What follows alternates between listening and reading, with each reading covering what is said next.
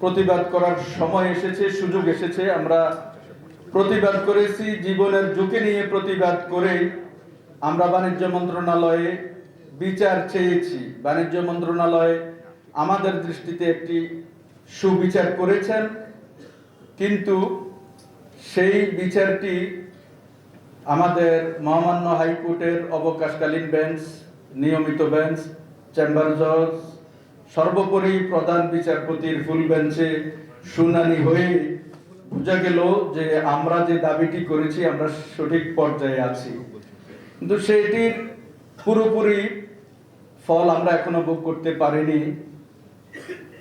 2022 সালের 9 নং আইনের 18 ধারার 2 উপধারার ক মোতাবেক সেখানে একটি সহায়ক কমিটি হওয়ার কথা। হজ যেহেতু প্রতিদিনের একটি কর্মকাণ্ডের বিষয়, সেই সহায়ক কমিটি ধর্ম মন্ত্রণালয়ের সাথে কমিউনিকেশন করে সদস্যদের সমস্যাগুলো উত্থাপন করার কথা, কিন্তু আমরা আজ পর্যন্ত সেই কমিটিটি পাইনি। আমরা এত বড় আন্দোলন করেছি, এত বড় যুদ্ধ করেছি, আমাদের সর্বোচ্চ আদালত আমাদেরকে স্বীকৃতি দিয়েছে, কিন্তু আমরা আমাদের বাকি কাজটুকু এখনো পাইনি। এই ব্যাপারে আপনার হস্তক্ষেপ আমরা কামনা করছি। সাথে সাথে নাসেয়ার প্রসঙ্গে যে কথাটি এসেছে, এই বিষয়টি স্পষ্ট হওয়া উচিত। আমরা থার্ড ক্যারিয়ার বলতে তৃতীয় একটি ক্যারিয়ার চাইনি, কোনো এজেন্সি সেটা চায় না। থার্ড ক্যারিয়ার বলতে বোঝানো হয় বাংলাদেশ বিমান এবং সৌদি এয়ারলাইন্স ব্যতীত আর যত এয়ারলাইন্স আছে সবগুলোকেই থার্ড ক্যারিয়ার বলা হয়।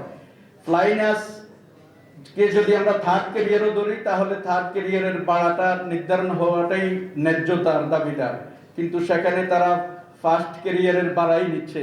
তাহলে এটার আসল পরিচয়টা কি? এটা কি আসলে থার্ড ক্যারিয়ার, নাকি এটা ফার্স্ট এন্ড সেকেন্ড ক্যারিয়ারের মধ্যে পড়ে? এই বিষয়টার একটু সুরাহা হওয়া আমাদের সদস্যদের দীর্ঘদিনের দাবি। থার্ড ক্যারিয়ার হলে হজ প্যাকেজ 20-25 দিনে করা সম্ভব, এতে অনেক ব্যয় কমে আসবে। থার্ড ক্যারিয়ারের ভাড়া 1 লাখ, 1,10,20 হাজারে নির্ধারণ করা সম্ভব, এতে করেও আরো অনেক খরচ কমে আসবে। আমাদের ধর্মপ্রাণ মুসলমানদের সাধ্যের মাঝে এই হজ প্যাকেজ চলে আসা সম্ভব।